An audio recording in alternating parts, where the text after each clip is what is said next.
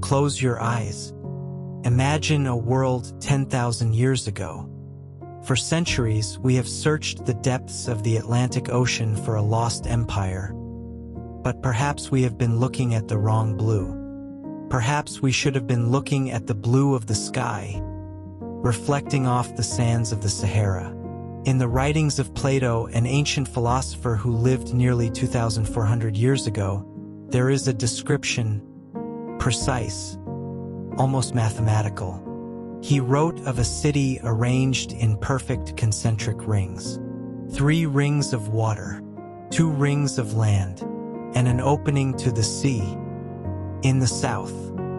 For generations, scholars dismissed this as fantasy, poetry, a moral tale about the dangers of hubris. But what if it was a memory? Deep in the Sahara Desert, in a land so remote that even camel caravans rarely cross it, there is a structure, a formation so vast, so geometrically perfect, that it can only truly be seen from space. The locals call it different names. The eye, the bull's eye of the Sahara, the structure of Gelb or Richat. But when astronauts first photographed it from orbit in 1965, they thought they were looking at something impossible. 3 rings, concentric, nearly 24 kilometers across. The exact diameter Plato described for the capital of Atlantis. Tonight, we will walk through 50 facts. Some are geological, some are historical, and some are simply unexplainable coincidences that make you wonder if the past is not as lost as we believe. Let the desert wind carry you now, as we descend into the Eye of Africa. Deep within the Adrar Plateau of Mauritania, in the vast emptiness of the Sahara Desert, lies a geological anomaly so massive it is best viewed from space. It is known as the Richat Structure, or more evocatively, the Eye of the Sahara. The structure sits approximately 400 kilometers from the nearest major city. There are no paved roads leading to it, no signs, no visitors center, just sand, rock, and the weight of deep time. For millennia, camel caravans passed over its edges without ever realizing they were walking across a giant iris. The Tuareg nomads knew of the rock formations, of course. They used them as landmarks, but the shape, the terrible symmetry, was invisible to those walking on the ground. It wasn't until the Gemini 4 mission in June of 1965 that astronauts James McDivitt and Ed White noticed the perfect concentric rings from 160 kilometers above the Earth. At first, they thought it was an impact crater, a scar left by a meteor from the early days of the solar system. But when geologists arrived years later, they found no shocked quartz, no impact melt, no radiating fracture patterns. Whatever created the eye came from below. Plato, the Greek philosopher, described the capital of Atlantis in his dialogues Timaeus and Critias. He was precise. He stated the city measured 127 stadia in diameter. A stadion, plural, stadia, was a Greek unit of measurement. Scholars debate its exact length, but the most commonly accepted value is approximately 185 meters. When you multiply 127 by 185, you get 23,495 meters, 23.5 kilometers. The inner diameter of the Richat structure, measured from satellite imagery, is 23.5 kilometers. It is not approximate. It is not close enough. It is exact. The eye is composed of 3 concentric rings of elevated ridges. Plato's description of Atlantis was remarkably specific: 3 rings of water, separated by 2 rings of land. Even today, the topography of the Sahara shows these distinct circular walls, frozen in time, eroded by wind, buried by sand, but still unmistakably there. If you were to stand in the center of the eye and walk outward, you would climb up and down these ridges 3 times before reaching the outer edge. 3 ascents, 3 descents, like walking through the memory of a city that once controlled the flow of water. In the dialogue Critias, Plato mentions that the stones used in the buildings of Atlantis were quarried from the island itself. He describes 3 colors: white, black, and red. Geologists exploring the Richat have found that the structure is naturally composed of white rhyolite, black basalt, and red ochre-stained sandstone. These are not hidden deposits. They are exposed on the surface, scattered across the ridges like the debris of an ancient construction site. The white rhyolite, formed from volcanic activity, would have been easy to carve. The black basalt, dense and durable, would have been used for foundations. And the red sandstone, stained by iron oxide, would have glowed in the setting sun. Plato did not need to invent these colors. They were already there, waiting to be described. Plato wrote that the city was protected from the cold north winds by high, majestic mountains. To the immediate north of the Richat structure lie the Atlas Mountains. In ancient times, these peaks would have served as a massive thermal barrier, sheltering the valley below from the harsh Saharan winds that sweep down from the Mediterranean. Even today, the climate south of the Atlas Range is markedly warmer than the regions to the north. The mountains stand like sentinels, as they have for millions of years. Audio. Distant mountain wind, high and thin, then fading. To the south of the city, Plato said, there was a vast level plain. Satellite imagery today shows that the area directly south of the eye is a massive, flat basin. Now it is filled with sand, dunes that shift with the seasons, a sea of orange and gold that stretches to the horizon. But it was not always so. This basin was once a fertile delta, a green land, watered by rivers that have long since disappeared beneath the surface. The ancients called this period the Green Sahara. We will return to it in time. Atlantis was famous for its dual springs, one of cold water and one of hot. The Richat structure sits atop a complex hydrothermal system. Deep beneath the eye, tectonic forces have fractured the crust. Magma chambers, now cooled but not extinct, heated groundwater for thousands of years. Scientists have confirmed that in the distant past, high-pressure thermal vents existed here. One would have been fed by deep aquifers, cold, mineral-rich water from ancient rains. The other would have been heated by geothermal activity, warm, sulfurous, emerging from cracks in the rock. Exactly as described in the ancient texts, one of the greatest arguments against a Saharan Atlantis is the altitude. The Richat sits 400 meters above sea level. How could it have been an island?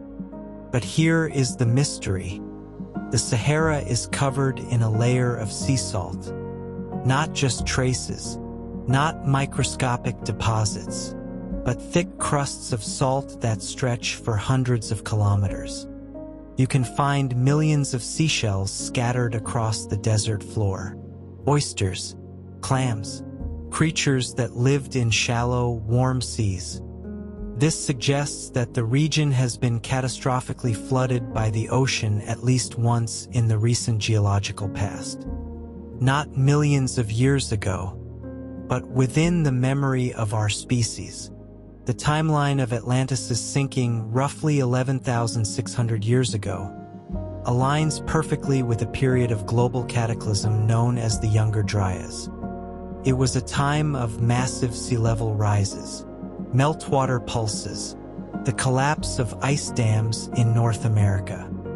Within the span of a single generation, coastlines around the world were redrawn. Islands became seabeds, valleys became lakes. It would have taken very little for a coastal Saharan city to become a desert graveyard overnight. Modern radar imaging, specifically ground-penetrating radar and synthetic aperture radar, has revealed the ghost of a massive, ancient river system buried beneath the Saharan sands. It is known as the Tamrasset River. Once, this river flowed right past the Richat Structure, carving a path from the highlands of the Hoggar Mountains all the way to the Atlantic Ocean.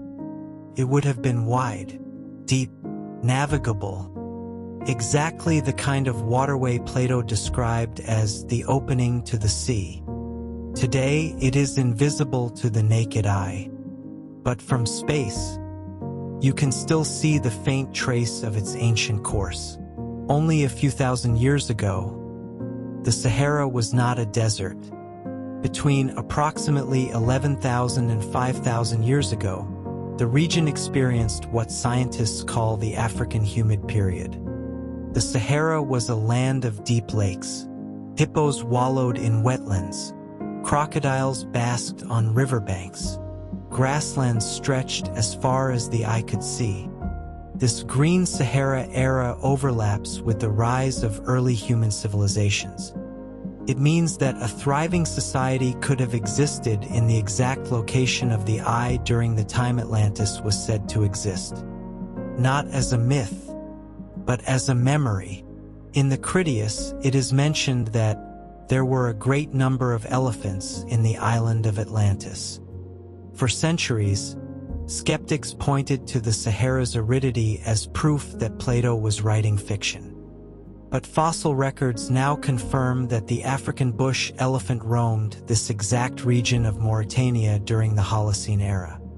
Their bones have been found in the sediment layers around the Richat Structure. They lived here, they died here, and they were not alone. The eye sits on a raised plateau. Plato described the central island as being high and steep on the side of the sea. If the sea level was higher, or if the land was lower due to tectonic shifting, the Richat would have appeared as a massive fortified hill rising from the coastal plain. Even today, the center of the structure is elevated nearly 200 meters above the surrounding basin. From a distance, it would have looked like a natural citadel. Plato described a metal called orichalcum, a mysterious alloy that glowed like fire and was second in value only to gold. No one is entirely sure what orichalcum was. Some believe it was a copper-tin-gold alloy. Others think it was naturally occurring electrum. But here is what we know.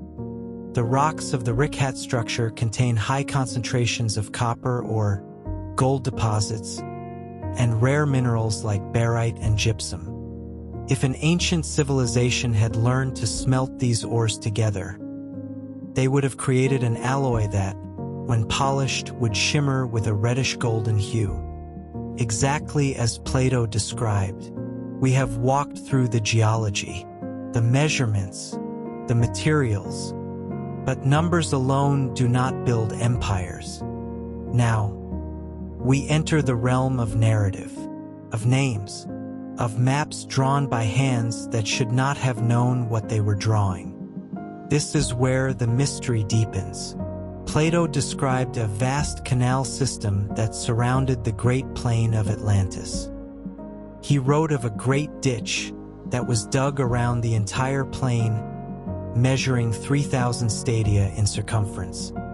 Modern synthetic aperture radar, the kind that can see through sand to reveal buried structures, has detected straight-line depressions in the Sahara that look remarkably like man-made irrigation channels. They span hundreds of miles. Some researchers believe these are the remains of an ancient, engineered water management system designed to turn a desert plain into fertile farmland.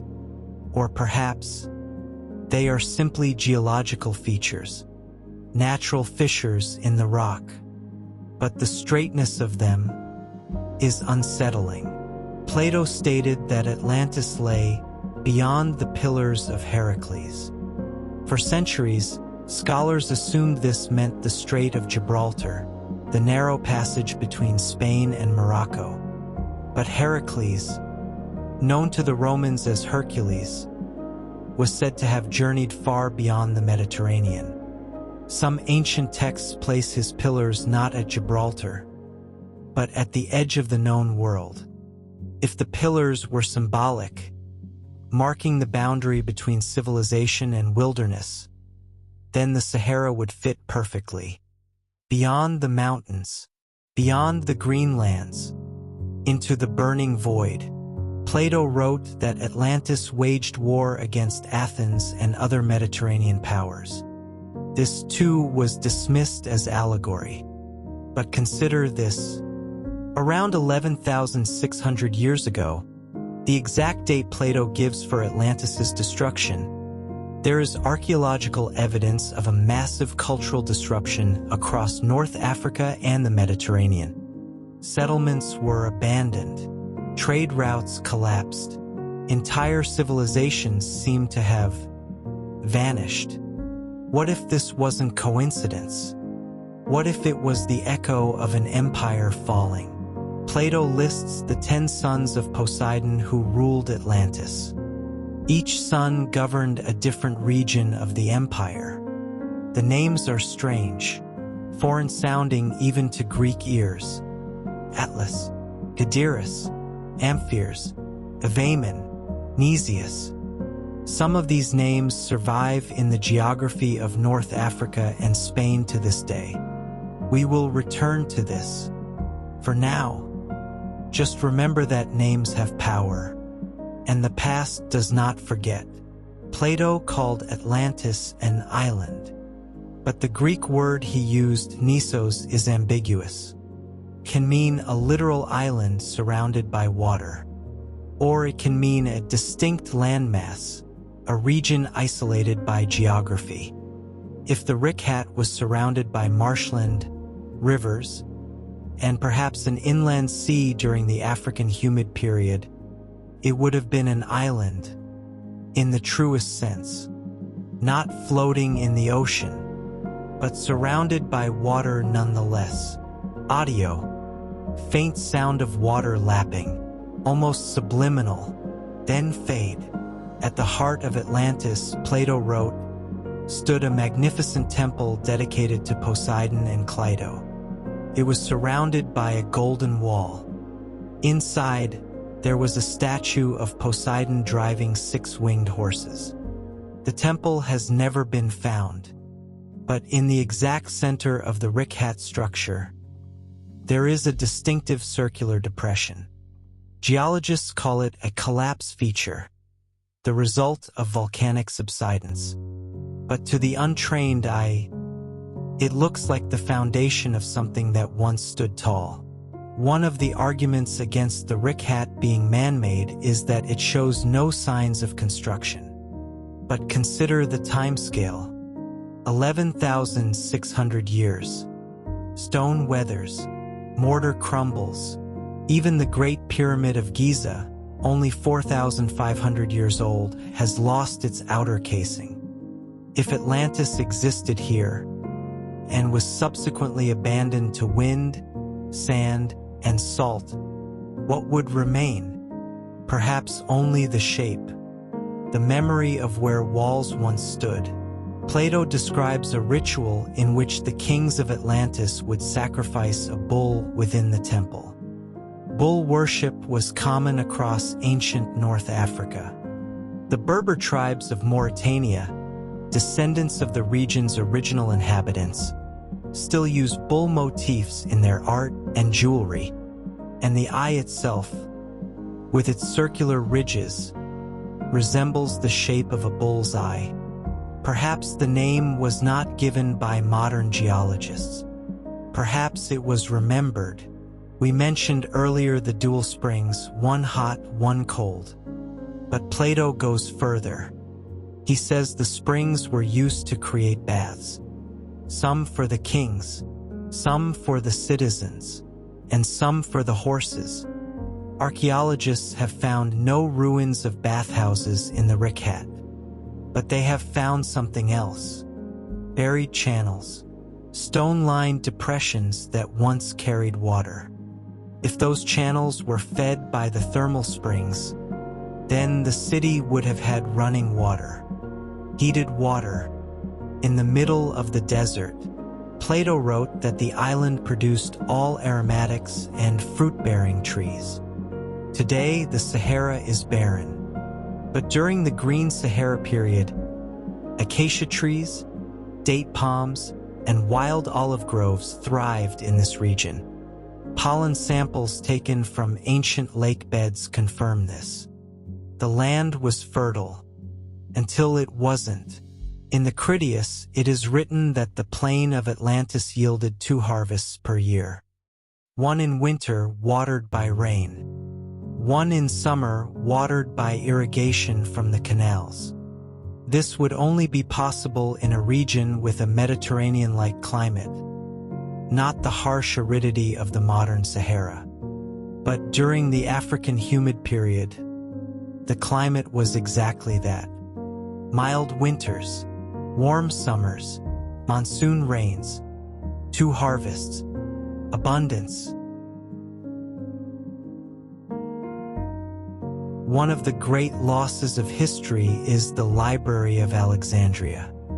When it burned, we lost thousands of scrolls, maps, records of ancient civilizations. Some scholars believe that the library held source maps, copies of even older charts drawn by unknown peoples, maps that showed the world as it was before the last ice age ended. If such maps existed, they might have shown the Sahara as it truly was: green, watered, inhabited, and perhaps they showed a city of concentric rings, much like the pyramids of Giza. Some researchers claim the central points of the Richat align with the constellation of Orion as it would have appeared 11,000 years ago. The 3 central peaks, corresponding to the 3 stars of Orion's belt. If true, the eye wasn't just a city. It was a cosmic calendar, a map of the heavens written on the earth. Despite all of this, despite the measurements, the minerals, the maps, mainstream archaeology remains silent. No major excavation has been undertaken. No university has committed funding. The official position is that the Richat is a geological formation. Nothing more. But why? Is it because the evidence is insufficient? Or is it because the implications are too vast? Nearly 2,500 years ago, the Greek historian Herodotus, the father of history, drew a map of the known world. On it, he placed a tribe called the Atalantes in the exact region of modern-day Mauritania, right next to a mountain they called the Pillar of Heaven. The Atalantes, the people of Atlas. The name is too close to be coincidence. And Herodotus was writing 150 years before Plato. He had no reason to connect this tribe to a myth that didn't yet exist. Unless it wasn't a myth. The strongest evidence isn't the geography. It's the ancient maps that showed the eye before it was discovered in 1965. We will explore those next. According to local Berber legend and Greek myth, the first king of this region was Atlas. He was said to be a master of astronomy, the first to suggest that the Earth was spherical, knowledge that would have been vital for a seafaring empire. In some versions of the myth, Atlas was punished by the gods and forced to hold up the sky. In others, he was a wise king who taught humanity the secrets of the stars. Either way, his name endures. The Atlantic Ocean, the Atlas Mountains, Atlantis itself, all derived from the same root. A name that once meant the pillar. Herodotus wrote of a hill of salt in the desert where the Atalantes lived. Even today, the Todeni salt mines near the Richat Structure remain one of the most important sources of salt in Africa. Salt was white gold in the ancient world. Preserved food. It was used in rituals. It was traded across continents. The caravans that crossed the Sahara carried slabs of salt weighing 40 kilograms each. If the Atalantes controlled the salt trade, they would have been wealthy beyond measure. Long before satellite imagery, 14th century maps like the Catalan Atlas depicted the Sahara not as an empty void, but as a place of wealthy kings and hidden cities. One map shows a crowned figure seated on a throne in the middle of the desert, holding a gold nugget. The text reads, "Lord of Guinea." Some researchers believe these maps were based on even older, lost source maps from the Library of Alexandria. Maps that showed what the ancients knew, and we have forgotten. The outer rings of the Richat are serrated and sharp, looking like giant teeth from a distance. In many ancient myths, the eye of the dragon guarded a great treasure. In European folklore, dragons hoarded gold. In African folklore, they protected sacred places.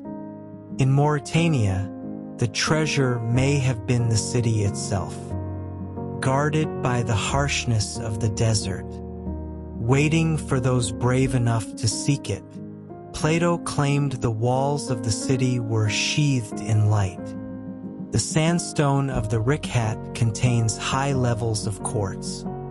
At sunset, the entire structure glows with a deep, fiery red, a natural phenomenon that would have looked like magic to an ancient traveler.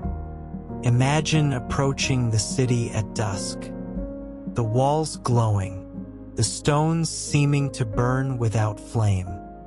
It would have been otherworldly. We are nearing the end of our journey. The facts that remain are not about proof.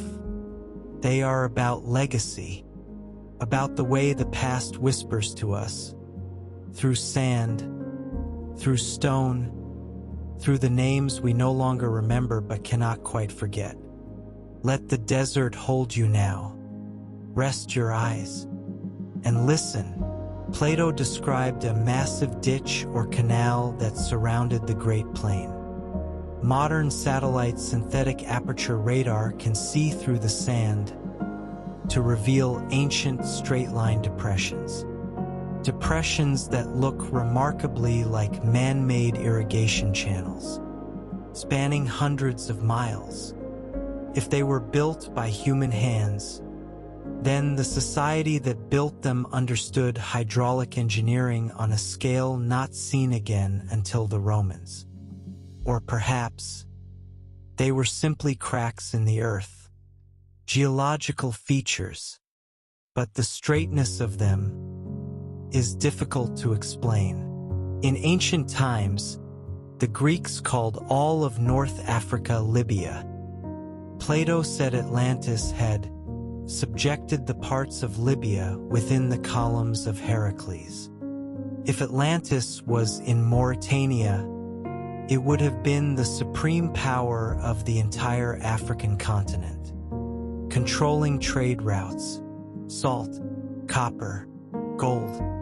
The empire would have stretched from the Atlantic coast to the Nile, an empire now buried beneath the sand.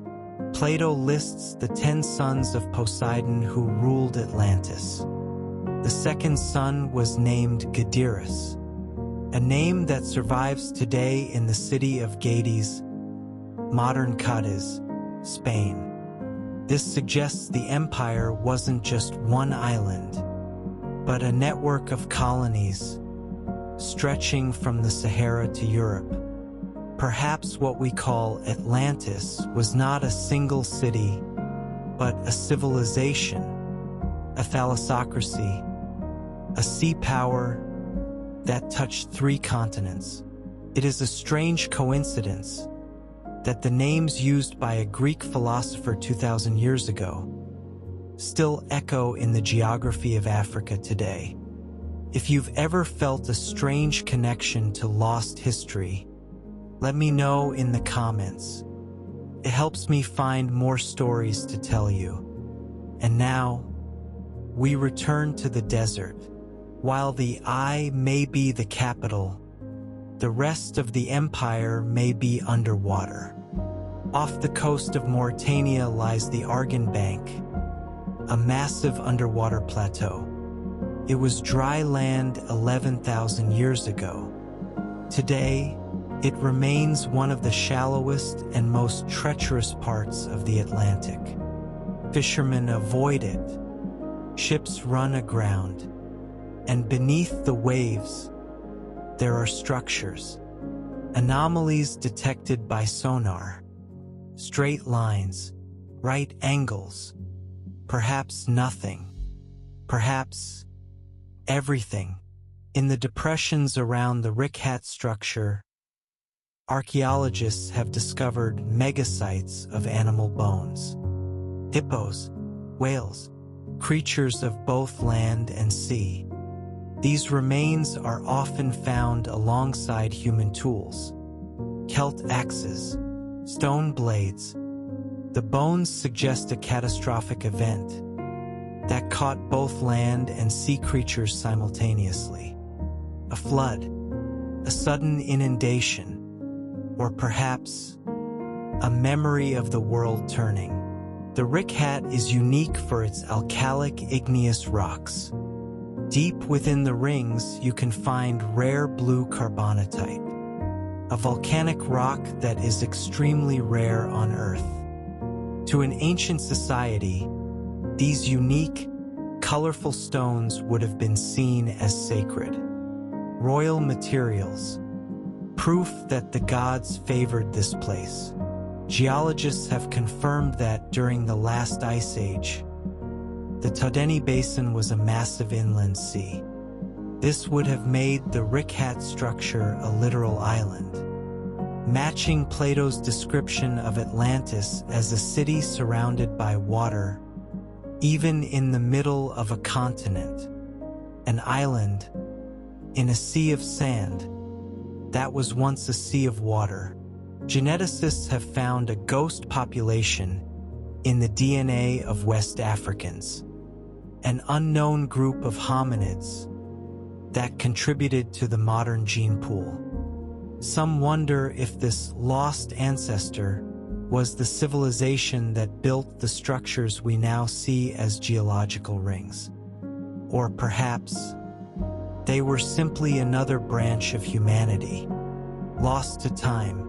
In the 5th century BC, the Carthaginian explorer Hanno sailed down the coast of Mauritania. He reported seeing fires that reached the stars, a chariot of the gods. While usually attributed to volcanoes, he was describing a land of mystery, a land that the ancients feared and respected, much like the pyramids of Giza. Some researchers claim the central points of the eye align with the constellation of Orion, as it would have appeared 11,000 years ago. If true, the eye wasn't just a city. It was a cosmic calendar, a way to track the heavens and the turning of the ages. Because of the way the ridges are shaped, the valleys of the Richat create a natural acoustic chamber. It is said that in certain spots, the wind carries sounds for miles, creating an eerie, whispering gallery effect in the desert. Voices from the past, carried on the wind, or perhaps just the wind. The Shingeti people who live in the region today speak of ancient ones who lived in the stone circles. They treat the eye with a quiet reverence, viewing it as a place where the world of the living and the world of the spirits overlap. They do not camp in the center. They do not disturb the stones. They remember, despite its fame, the Richat Structure has never undergone a full-scale archaeological excavation. Most of what we know comes from the surface. The true city, if it exists, is likely buried 30 to 50 feet beneath the shifting sands and salt crusts. Perhaps it will remain there forever, or perhaps one day someone will dig, and we will know whether it is a masterpiece of geology or the ruins of a lost empire. The eye of the Sahara remains a reminder of our own fragility. Like Atlantis, all great things eventually return to the earth, waiting for the next generation to look up at the stars and wonder why. Cities rise, cities fall, and the desert remembers.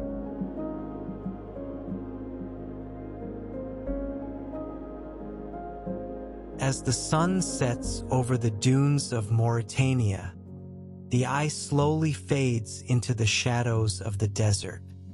The rings, once alive with water, with voices, with the laughter of children and the prayers of kings, now hold only silence. But silence is not emptiness. It is the space between breaths, the pause between heartbeats, the place where memory lives. The mysteries of the past are now yours to carry into your dreams. Rest now. The sands will keep the secret until you wake. Good night.